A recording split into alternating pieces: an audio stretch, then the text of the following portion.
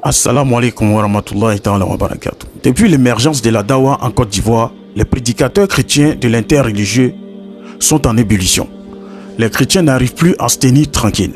Des groupes comme Noureddin Jama, les élèves d'Abdul Majid, la BAM 1781, la DDR, la Dawa dans la rue, les fils de l'islam, etc. représentent un véritable os dans la gorge des chrétiens. Le constat, c'est que le Christo-business est à perte de vitesse. Jésus n'est plus Dieu et les personnes lambda commencent à réfléchir sur la question de la divinité d'un être humain. Les poissons jadis dociles, facilement prenables, commencent à éviter les filets des pêcheurs. Que dis-je, les filets des prêcheurs chrétiens. La dîme et les pots de vin se font rares et vont diminuant. Pour ne pas rester de marbre face à cette montée dawaïque qui met en branle l'évangélisation côté christianisme, les prêcheurs chrétiens de la toile vont user de plusieurs stratégies pour contrer le succès de la dawa. Des montages vidéo, de dénigrement et de moqueries refont surface. Les insultes et les injures du prophète de l'islam sont monnaie courante sur la toile. Lorsque le chrétien se sent menacé dans ses intérêts, il préfère insulter la foi des autres.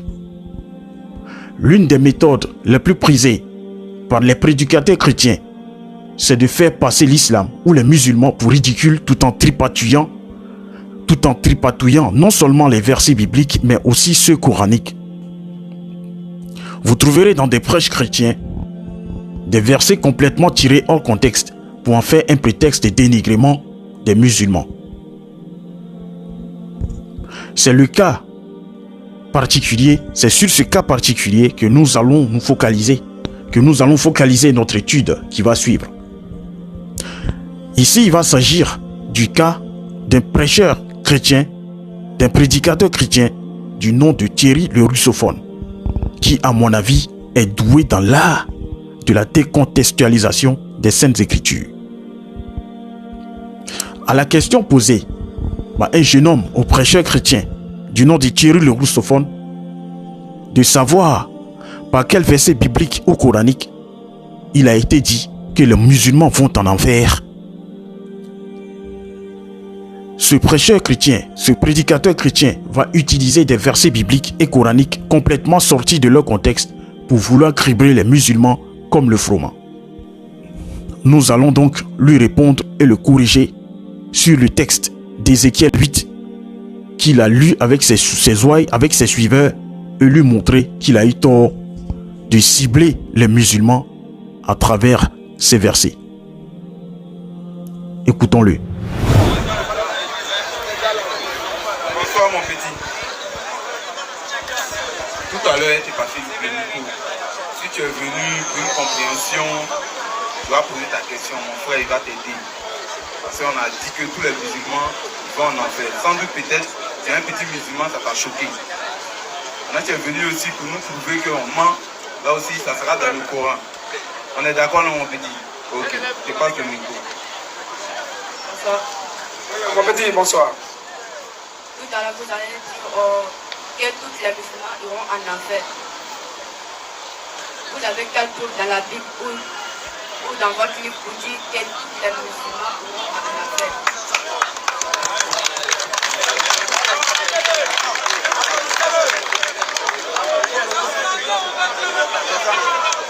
Prenez l'exemple sur le président, c'est un bon exemple. Il n'est pas venu faire par là, mais il veut savoir on a quelle preuve dans la Bible, dans le Coran, et puis nous on dit que tous les musulmans vont en enfer. Lui il veut voir ça, si vraiment c'est écrit ou pas. Très bonne question. On va répondre rapidement et on te ramène le micro en bas. Bon lire. Ok, oui, c'est clair. Donc, comme notre petit frère a demandé Bible et Coran, donc on va lire Bible et on va lire dans le Coran. Dans la Bible, la Bible dit que tous vont en enfer. Et on va venir dans le Coran, maintenant le Coran dit, c'est gâté pour eux. Donc on va lire. On va d'abord dans la Bible, mon petit, tu écoutes, hein. Voilà, je sais qu'il est élève, tu comprends. Donc on va lire d'abord dans la Bible, après on va venir dans le Coran. On ne va pas trop le fatiguer, 2 versets ou même 3 versets, c'est suffisant. Verset 15. Non, il dit d'abord Ézéchiel, Ancien Testament. 8. Oui. Verset 13. La frère, s'il vous plaît, écoutez, s'il vous plaît. Il a posé une très bonne question. Si on l'a éclairé aujourd'hui qu'il est convaincu, Je pense qu'il va laisser l'islam. Vas-y frère. Ézéchiel 8:13. Matthieu 6. Vas-y frère. Elle me dit, 2 versets bibliques, 2 versets coraniques. C'est 4 déjà. Je pense quand même que c'est suffisant. Ok, vas-y. elle me dit, Et il me dit. tu feras encore toute grande abomination qu'ils commettent. Oui. Et il me conduisit à l'entrée de la porte de la maison Oui. de l'Éternel, Oui. du côté du septentrion. Du côté du nord. Et voici, Et voici. il y avait là Il y avait là des femmes assises des femmes assises. qui pleuraient Tammuz. Qui pleuraient. Oh, Tammuz, c'est un démon. Les femmes assises, en réalité, les femmes sont titulées par des religions. Même dans la Bible, Jésus prend l'église comme sa femme. Donc l'église est titulée comme une femme dans la Bible. Donc on dit les femmes assises là, c'est l'ensemble de toutes les religions du monde entier que Ézéchiel croyait là en tant que prophète. Tout ce qui va arriver, même que ça soit le bouddhisme, l'hindouisme, tout est ici. Vas-y frère. Elle me dit, Et il me dit, vois-tu, fils de l'homme, on va voir si dans ces religions, si l'islam n'est pas dedans, je suis un menteur. Vas-y. tu verras encore toute abomination plus grande que celle-là. Une chose que Dieu taxe, l'abomination, ça dit que c'est mauvais. Ça dit que ces gens ne peuvent pas aller au ciel s'ils meurent dedans. Mais s'ils sortent avant de mourir, là Dieu merci. Vas-y. Il me conduisit dans le pavé intérieur de la maison de Il l'Éternel. m'a conduit maintenant dans le pavé intérieur de la maison de Dieu. Et voici, Et voici, à l'entrée du temple de l'Éternel, à l'entrée du temple de Dieu, du temple de l'Éternel, Oui. entre le portique et l'autel, entre le portique et l'autel, il y avait environ 25 hommes il y avait environ 25 hommes. tournant le dos au temple de l'Éternel. En d'autres termes, ils ne croient pas au Dieu de ce temple. Quand on dit tourner le dos, ça veut dire que c'est ne pas croire aux positions. Sinon, on appelle tourner le dos. Tout à l'heure, il y avait dans le Coran pour vous définir ça. Tourner le dos, ça veut dire ne pas croire. Parce que s'il tourne le dos, quand on veut rentrer dans le temple, on ne tourne pas le dos, on fait face pour rentrer. Mais quand on tourne le dos, ça veut dire qu'on ne peut pas entrer. En d'autres termes, ils ne croient pas au Dieu de ce temple. Quand ils ont tourné le dos, ça veut dire qu'ils ne croient pas. Continue un peu. Il y avait environ Oui. 25 hommes tournant le dos Tourner le dos, au temple de l'Éternel. donc voilà. Bon, si quelqu'un tourne le dos au temple de l'Éternel, il lui reste un autre temple, c'est le temple du diable qui reste. C'est ça. Maintenant, vas-y. Tournant le dos Oui. au temple de l'Éternel. Au temple de l'Éternel. Et le visage Et le visage, vers l'Orient. le visage, Vers l'Orient. l'Orient c'est l'Est. Donc eux, ils ont tourné le visage vers l'Orient. Et ils se prosternaient Et ils ont commencé maintenant à se prosterner à l'Orient. à l'Est, Devant le soleil. devant l'Éternel, Devant le soleil. devant Dieu. Devant le soleil. Voici un peuple d'abord, une première caractéristique. Eux, ils cherchent toujours une situation géographique où le soleil se lève à l'Est, ou tourner le dos là-bas pour se prosterner devant le soleil. Donc ils ne se prosternaient pas devant Dieu, mais ils ont donné dos à Dieu et ils adorent là une idole, une création, une créature. Alors, donc ils se prosternent devant le soleil maintenant. Vas-y. Et il me dit, Donc, on ne va pas dire le nom de quelqu'un. Déjà, ceux qui sont honnêtes, ils savent déjà de qui il s'agit.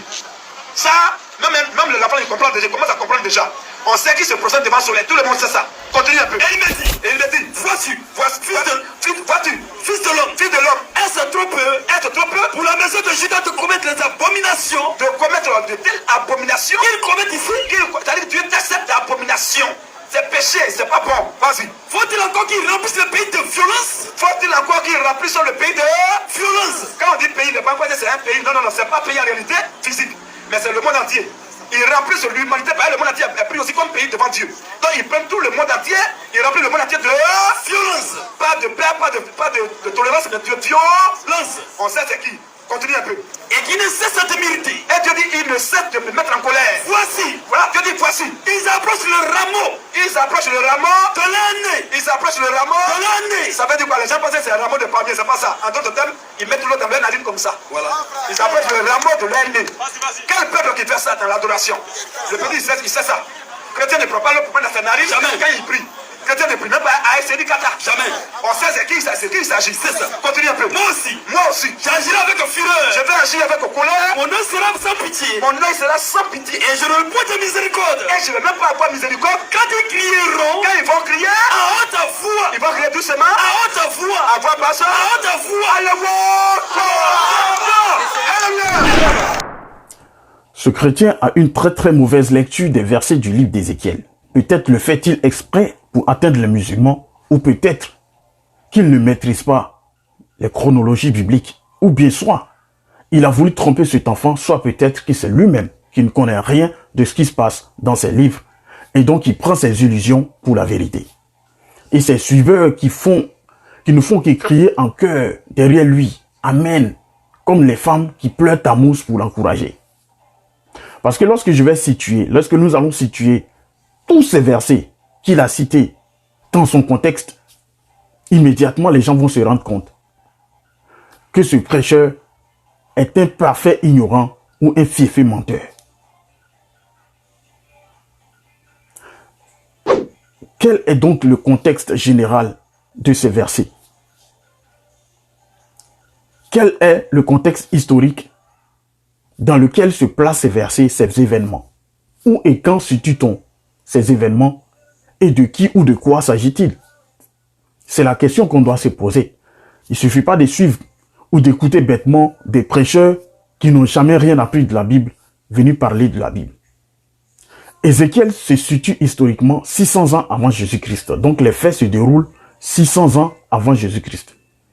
Et donc il n'est nullement question des musulmans ici, puisque les musulmans sont venus 600 ans après Jésus-Christ. 600 ans après Jésus-Christ. En décembre 598, avant Jésus-Christ, tandis que Nabucodonosor II, le roi de l'empire néo-babylonien, 605 et 592 avant Jésus-Christ, marche sur le royaume de Juda. Joachim, qui était le roi de Juda, meurt et il est remplacé par son fils Joachim, qui ne règne que 3 mois et 6 jours. Pardon, 3 mois et 10 jours. Souvent, on retrouve Joachim, on a l'habitude souvent de citer 2 versets contradictoires dans lesquels on parle du roi Joachim. Dans 2 Chroniques 36, verset 9, Joachim avait 8 ans lorsqu'il devint roi et il régna 3 mois et 10 jours à Jérusalem. Et il fit ce qui est mal aux yeux de l'Éternel, etc. Dans 2 Rois 24, verset 8, Joachim avait 18 ans lorsqu'il devint roi et il régna 3 mois à Jérusalem. Sa mère s'appelait Nehushta, fils d'Elnathan de Jérusalem. Donc, en fait, je vais situer, en fait, ici, qui est Joachim. Donc, on a l'habitude de prendre ces 2 versets contradictoires pour montrer qu'il y a des contradictions dans la Bible. Mais ces 2 versets-là ces 2 versets nous parlent du roi Joachim. Donc, c'est de lui qu'il s'agit ici dans les textes. Donc, Nabucodonosor prend Jérusalem révolté le 16 mars 597 avant Jésus-Christ. Il capture le roi Joachim, il capture sa mère, ses femmes, ses fonctionnaires, les fonctionnaires de sa cour et les principaux personnages du pays. Ils sont au total 10 000 personnes à être déportées jusqu'à Babylone. Voir 2 Rois 24, versets 14 à 17. Seulement que ce n'est pas tout le monde qui a été déporté. Et cette déportation a été comme une semi-déportation. Il y avait d'autres personnes qui sont restées dans le peuple. Nabucodonosor a pillé les trésors du temple. Il a pillé le palais royal et il a institué comme roi l'oncle du roi qui a été déporté. C'est-à-dire l'oncle de Joachim, qui s'appelait Mattania, fils de Josias, qui va s'appeler par la suite Sédécias. Tout le monde connaît Sédécias. Ézéchiel donc situe sa vision à la 6e année de la déportation du roi Joachim lui-même, Ézéchiel étant parmi les captifs de Babylone. Donc, dans Ézéchiel 1, verset 3, la parole de l'Éternel fut adressée à Ézéchiel, fils de Bouzi, le sacrificateur, dans le pays des Chaldéens, près du fleuve de Kibar, et c'est là que la main de l'Éternel fut sur lui. Ça, c'est la première vision, et on trouve ça au chapitre 1. Maintenant, au chapitre 8, 6 ans sont passés. Et c'est en ce moment-là que le roi a été déporté. Donc, la 6e année, pardon, c'est pas, le roi n'a pas été, le roi avait déjà été déporté.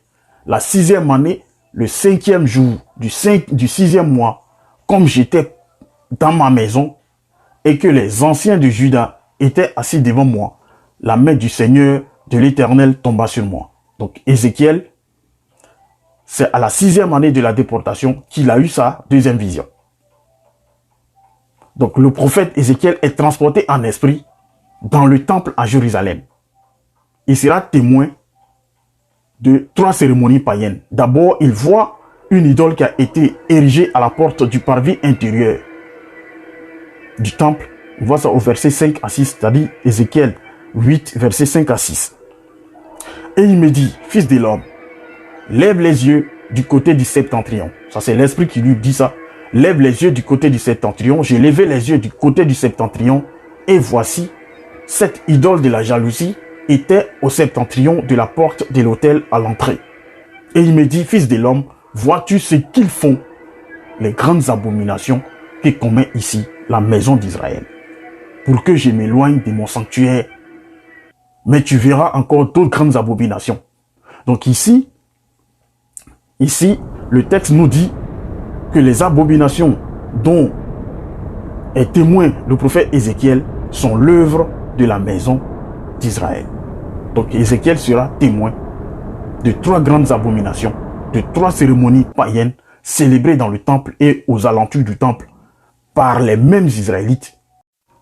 Donc la première cérémonie païenne est célébrée par les anciens de Juda. Cela se voit au verset 7 à 12. Ézéchiel 8, verset 7 à 12. On va lire. Alors, il me conduisit à l'entrée du parvis. Je regardai et voici, il y avait un trou dans le mur. Et il me dit, fils de l'homme, perce la muraille. Fils de l'homme, perce la muraille. Je perçai la muraille et voici, il y avait une porte. Et il me dit, entre et vois les méchantes abominations qu'il commet ici. J'entrai et je regardai, et voici, il y avait toutes sortes de figures de reptiles et de bêtes abominables, et toutes les idoles de la maison d'Israël peintes sur la muraille autour. En fait, ce prédicateur, il n'a pas cité ces versets parce qu'il est inscrit dans ces versets maison d'Israël. Donc il a voulu tromper cet enfant. 70 hommes, des anciens de la maison d'Israël, au milieu desquels était Jaazania, fils de Shaphan, se tenaient devant ces idoles. C'est-à-dire ces 70 personnes. Chacun lance sa soie à la main et il s'élevait une épaisse nuée d'encens.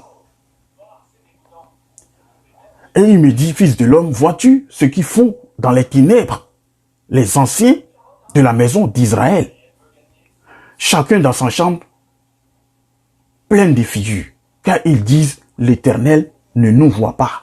L'Éternel a abandonné le pays. Donc, en fait, ces idolâtres, c'est ce qu'ils sont en train de se dire.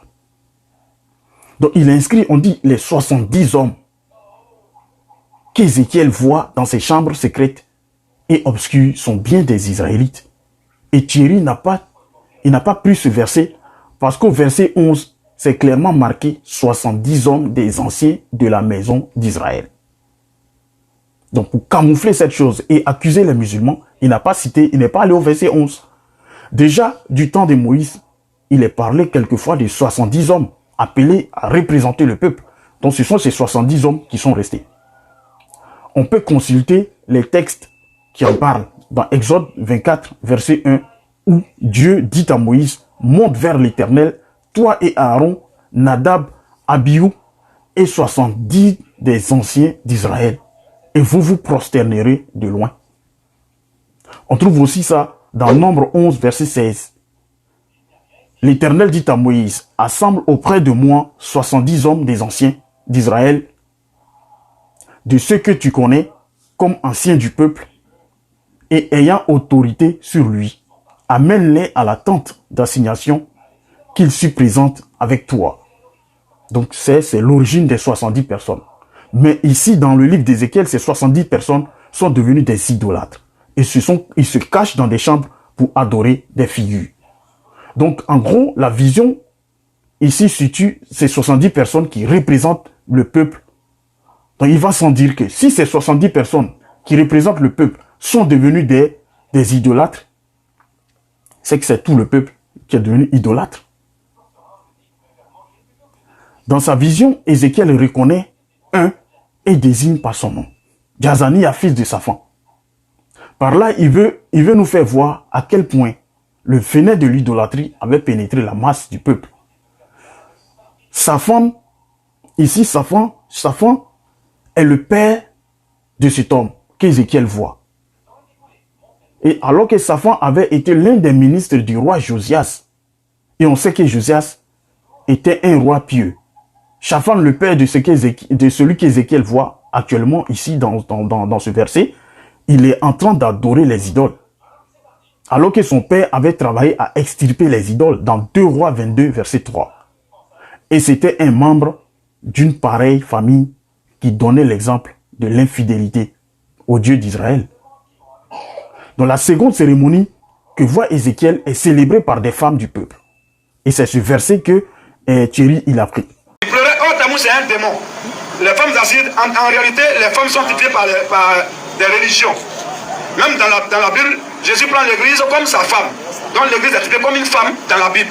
Donc on dit les femmes assises là, c'est l'ensemble de toutes les religions du monde entier que Ézéchiel voyait là en tant que prophète.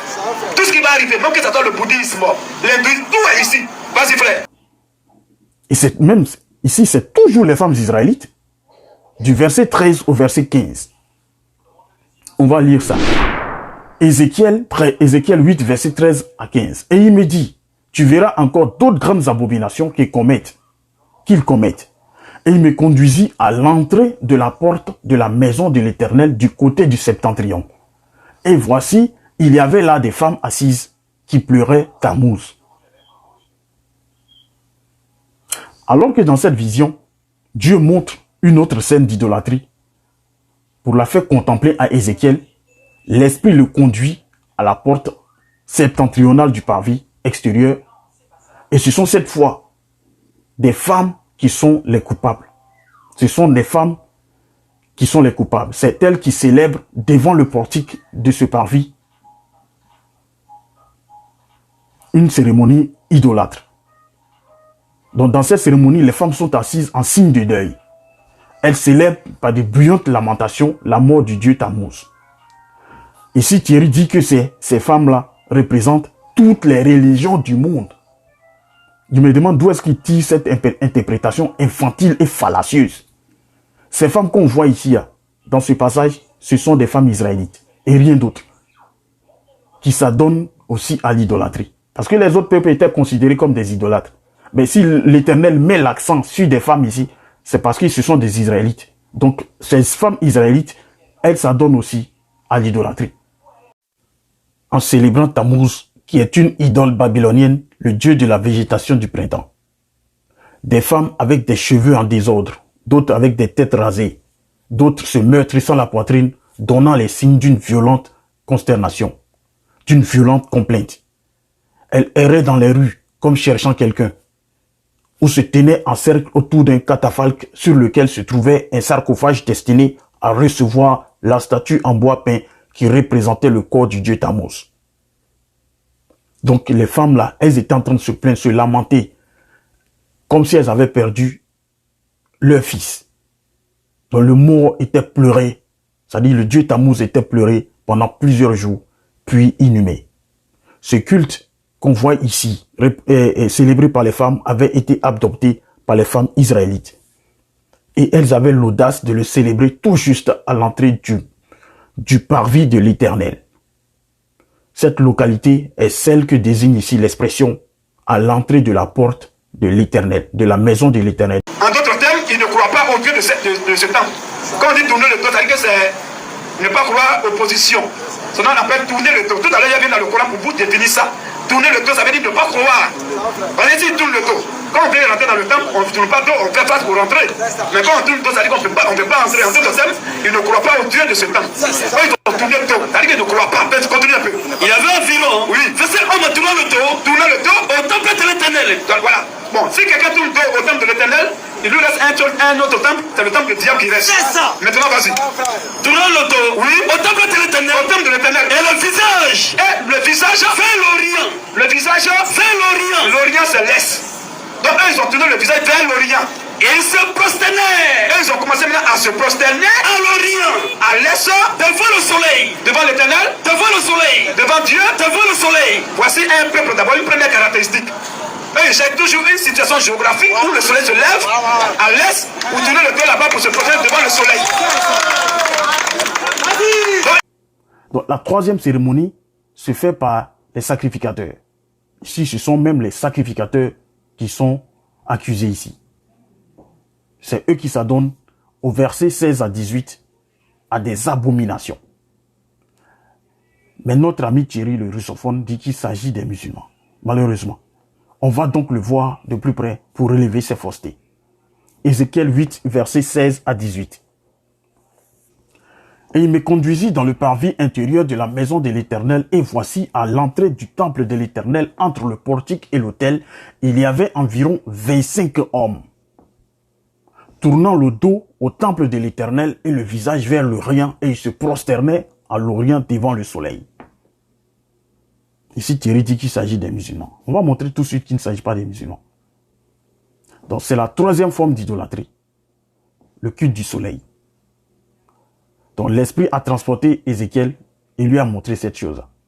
Donc, pour rendre Ézéchiel témoin de cette abomination plus odieuse que toutes les autres, par le lieu où elle se passe et par le caractère de ceux qui sont les acteurs, l'Esprit le ramène dans le parvis intérieur, à peu près à la même place où il avait déposé au commencement de la vision, au verset 3 qu'on a vu.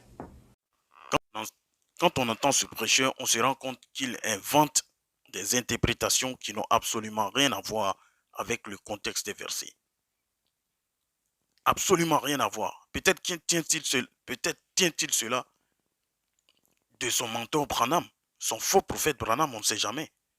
Parce qu'il dit, lui-même il dit, quand on veut rentrer dans le temple, on ne tourne pas le dos au temple. C'est sa phrase. Quand on veut rentrer dans le temple, on ne tourne pas le dos. C'est que pour lui, ces gens-là voulaient rentrer dans le temple. Non. D'abord, ici, il n'est pas dit que les 25 hommes voulaient rentrer dans le temple. Mais ces 25 hommes qu'on trouve dans ce verset, ils y sont déjà. Ils sont déjà dans le temple. Les 25 hommes sont dans le parvis intérieur du temple. Ils se trouvent entre le portique et l'autel des holocaustes.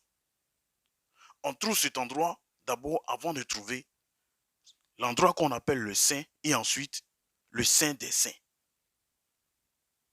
Le Saint des Saints, sur la figure que vous voyez, est représenté par la lettre A et le Saint est représenté par la lettre B. Maintenant, le D, la lettre grande D que vous voyez, c'est là que se trouve l'autel des holocaustes. Donc, Ézéchiel a été conduit dans le parvis intérieur représenté sur la figure par le chiffre romain 2. Donc la lettre grand F, c'est le portique septentrional du parvis intérieur. C'est-à-dire c'est la porte du parvis intérieur qui est représentée par la lettre grand F. Donc l'Esprit dit à Ézéchiel de regarder vers le sud. Parce qu'au préalable, l'Esprit a dit à Ézéchiel de regarder vers la lettre grand G qui est là-bas. Maintenant, ensuite, il a reconduit à l'intérieur du temple et il lui a dit de regarder vers le sud, représenté par la lettre grande D, que vous voyez ici la figure. La lettre grande D qui représente l'autel des holocaustes. Donc ces 25 hommes ont tourné le dos au temple de l'Éternel, c'est-à-dire non pas à tout l'ensemble du temple de l'Éternel, mais au saint représenté par la lettre B que vous voyez sur la figure et au saint des saints représenté par la lettre A que vous voyez sur la figure.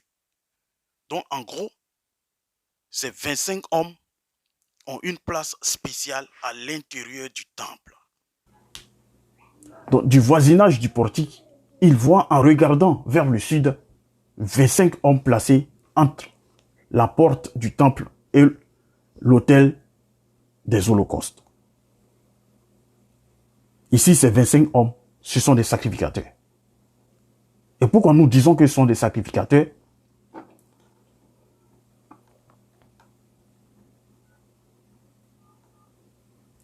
Parce qu'à l'évidence, ce sont ceux-là, c'est-à-dire ce sont les sacrificateurs seuls qui avaient accès dans cette partie du temple. C'est ce qui nous fait dire que ce sont des sacrificateurs. Et les sacrificateurs, ce sont des Israélites. Ceux qui avaient accès au temple et ceux qui avaient accès à ce lieu-là, c'est uniquement des sacrificateurs. Donc on peut consulter aussi le verset de Joël 2, verset 17, qui illustre parfaitement ce que nous disons. Joël 2, verset 17. Qu'entre le portique et l'autel, pleurent les sacrificateurs, serviteurs de l'Éternel. Joël 2, verset 17. Et ce qui confirme en plus cette explication, c'est qu'elle rend compte du nombre 25. David, en effet, avait partagé les descendants d'Aaron ou les sacrificateurs en 24 classes. 1 Chronique 24, versets 5 à 19. Donc ces 25 personnages sont donc les chefs de ces 24 classes, avec le souverain sacrificateur à leur tête. Et dans ce même verset, il est dit, le visage tourné vers l'Orient. Ces 25 hommes avaient le dos tourné au temple. Ils avaient le dos tourné au temple et ils faisaient face à l'est, où le soleil s'élève. Ils se prosternaient devant le soleil, ils se prosternaient justement devant le soleil. Et la porte, ils faisaient face à la porte orientale du parvis extérieur, représentée sur la figure par la lettre E que vous voyez sur la figure. Et ils tournaient le dos au temple. Ils sont sur la partie où il y a le grand D et ils tournaient le dos au temple. Le temple représenté ici par la lettre grand B qui est le Saint et la lettre grand A. Donc leur visage était tourné vers l'Orient pour adorer le soleil. Alors que le culte du soleil était interdit par la loi, Deutéronome 4, verset 19. Veille que ton âme, de peur que, levant les yeux vers le ciel et voyant le soleil, la lune et les étoiles, toute l'armée des cieux, tu ne sois entraîné à te prosterner en leur présence et à leur rendre un culte. Donc malgré cette interdiction de la loi, Deutéronome 4, verset 19, dans ce cas échéant, c'était des sacrificateurs eux-mêmes qui le pratiquaient. Et cela dans le lieu le plus saint du parvis. Donc personne n'avait accès à cet endroit si ce n'est les sacrificateurs. Entre la porte du temple et l'autel des holocaustes. Donc la façade du temple étant tournée vers l'Orient, les sacrificateurs ne pouvaient, en regardant le soleil levant, que tourner le dos au temple. Cette attitude démontre combien le virus de l'idolâtrie avait affecté le système immunitaire des enfants d'Israël en ce temps-là. Donc selon un commentaire de Rachi, ces gens-là avaient le dos tourné au temple et déféquaient par derrière. Et ça, Thierry ne sait pas. Ceci me permet de répondre à la 4e accusation de Thierry le russophone selon laquelle les musulmans prieraient et se prosterneraient devant le soleil, comme les idolâtres ou ces idolâtres que nous avons vus dans Ézéchiel 8, 16 à 18. J'ai l'impression que ça ne va pas très bien chez toi, Thierry le russophone, depuis quand les musulmans se prosternent devant le soleil. Faut-il confondre un acte d'adoration ou un culte du soleil dans lequel les gens se prosternent devant le soleil pour l'adorer comme leur divinité et un acte d'orientation dans lequel les gens s'orientent à l'aide d'un élément naturel créé comme le soleil? Il est dit dans la loi de Moïse, Deutéronome 4, verset 19, « Veille sur ton âme, de peur que, levant les yeux vers le ciel, voyant le soleil, la lune et les étoiles, toute l'armée des cieux, tu ne sois entraîné à te prosterner en leur présence et à leur rendre un culte. Ce sont des choses que l'Éternel ton Dieu a données en partage à tous les peuples, sous le ciel tout entier. »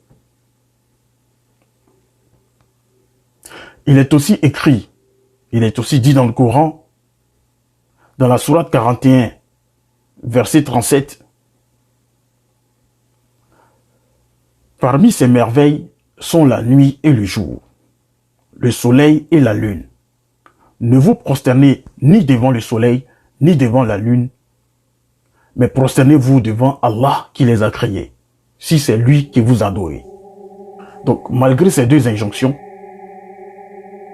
les deux religions, judaïsme et islam, sont reconnues comme étant les deux religions de direction et d'orientation. C'est-à-dire que les juifs, quand ils veulent adorer, ils ont une direction qu'ils adoptent, et les musulmans aussi, lorsqu'ils veulent adorer, ils ont une direction qu'ils adoptent.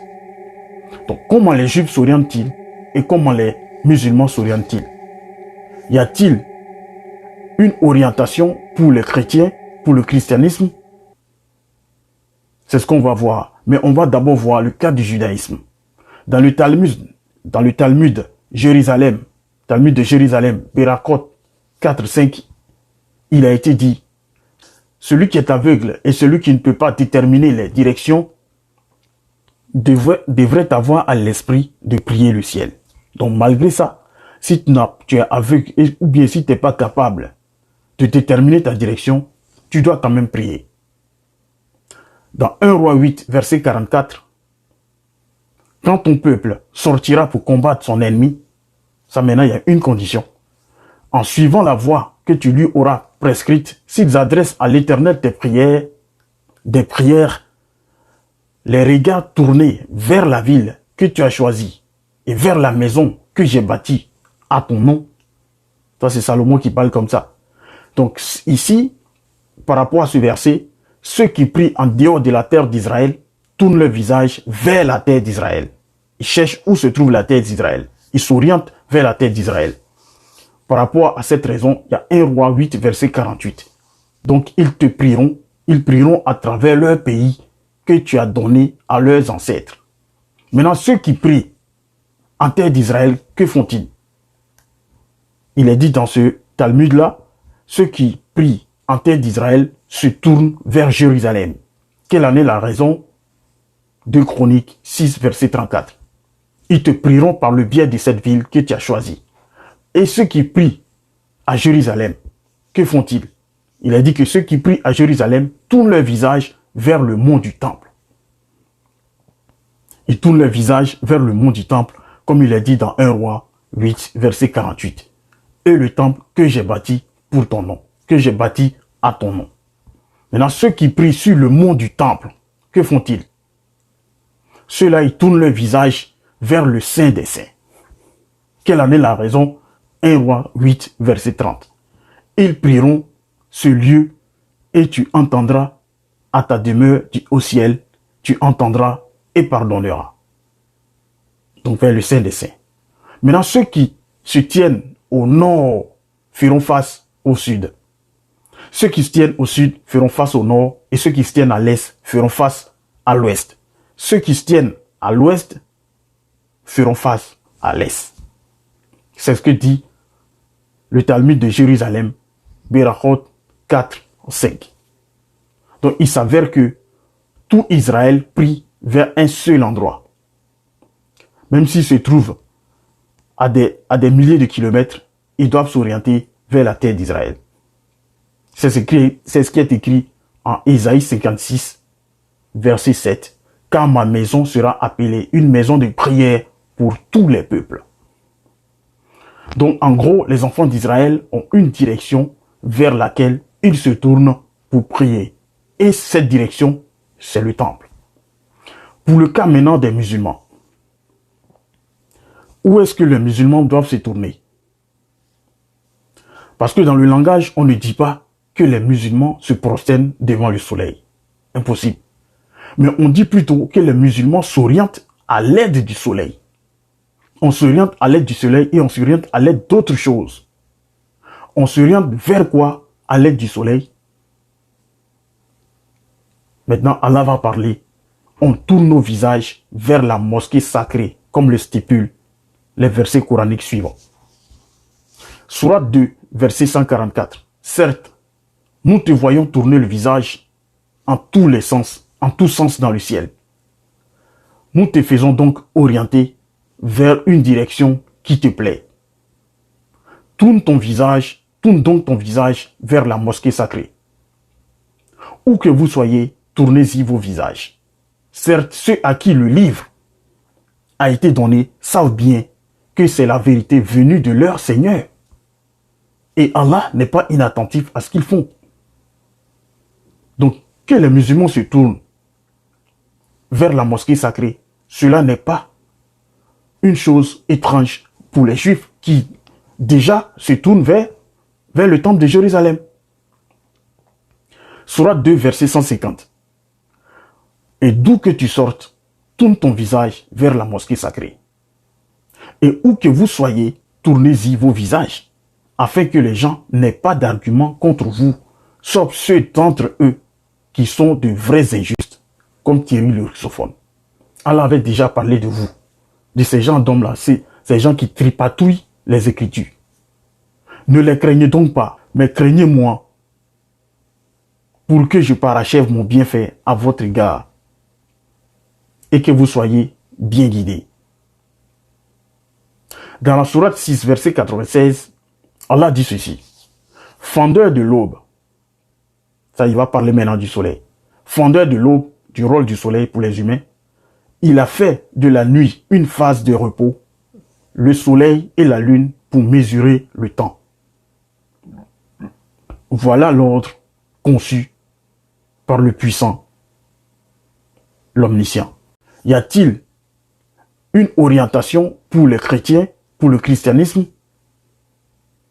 C'est ce qu'on va voir. Donc là, on a pour les juifs, c'est-à-dire on a pour le judaïsme.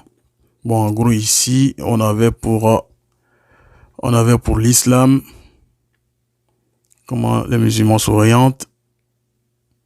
On avait dans le Coran, etc., etc. Maintenant, ici, il y a pour le judaïsme. Pour le judaïsme, on dit, selon la Bible, les Juifs doivent se tourner vers Jérusalem et plus précisément vers le mont du Temple où se tenait le Beth Amikdash, le temple de Salomon, dans la direction donnée par le Mirza. Bon, bref. Maintenant, on va voir pour le christianisme. Les églises chrétiennes sont traditionnellement orientées vers l'Est. L'Orient, vers l'Est, l'Orient, la direction du soleil levant. Ouais. Les églises chrétiennes sont traditionnellement orientées vers l'Est, l'Orient, la direction du soleil levant. Dans un plan type d'église en croix latine, le portail s'ouvre donc à l'ouest et les fidèles traversent le nef et prient vers le chœur à l'est, qui en Europe est aussi plus ou moins en direction de Jérusalem, lieu de la mort de Jésus. Le mur sud porte en général les décorations, peintures, vitraux du Nouveau Testament, tandis que le mur nord, plus sombre, porte les décorations relatives à l'Ancien Testament. Donc, en gros ici, les chrétiens, les églises chrétiennes sont traditionnellement orientées vers l'Est, c'est-à-dire vers l'Orient, la direction du soleil levant. Donc, si on veut voir la manière dont ce gars nous a laminé avec ses suppositions hors contexte, ici aussi, là, il est clairement noté ici que les églises chrétiennes sont traditionnellement orientées vers l'Est, c'est-à-dire vers l'Orient, la direction du soleil levant. Ça, c'est donc vous les chrétiens, vous priez en direction du soleil levant. Vous priez devant le soleil. Donc voilà, ici aussi, il n'y a pas de trace des musulmans. On va voir si dans ces régions, si l'islam n'est pas dedans, je suis un menteur. Donc comme vous l'avez dit, nous qui t'avons écouté, on te considère comme un menteur. Donc on va passer au dernier verset de ce même chapitre 8, c'est-à-dire le verset 17 et 18, qui sont une sorte de conclusion des autres versets précédents. Et il me dit, vois-tu, fils de l'homme, est-ce trop peu pour la maison de Juda de commettre les abominations qu'ils commettent ici? Faut-il encore qu'ils remplissent le pays de violence et qu'ils ne cessent de mériter? Voici, ils approchent le rameau de leur nez. Voilà, Dieu dit voici, ils approchent le rameau de leur nez. En fait, ici, on va commencer par ils approchent le rameau de leur nez. Ici, en fait, approcher le rameau de leur nez, ça signifie qu'ils approchent la disgrâce de leur nez. C'est-à-dire que la violence qu'ils ont commise, ça ne va pas tarder qu'ils en auront le résultat. Donc, dans ce verset, Dieu demande à Ézéchiel, est-ce que ce que ces gens-là ont commis comme péché auparavant soit insignifiant à leurs yeux, de sorte qu'ils en commettent encore ici? Ne devraient-ils pas s'empêcher d'en commettre d'aussi graves? d'aussi abominable. Ici, le mot violence s'interprète non pas comme une violence physique, mais comme un substitut pour l'idolâtrie que ces Israélites-là commettaient et qui est décrit depuis le début de ce chapitre. Comme quoi ils ont rempli le pays d'abomination pour exciter la colère de l'Éternel.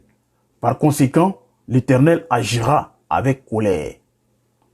Et même s'ils crient et se lamentent devant lui, il ne les écoutera pas.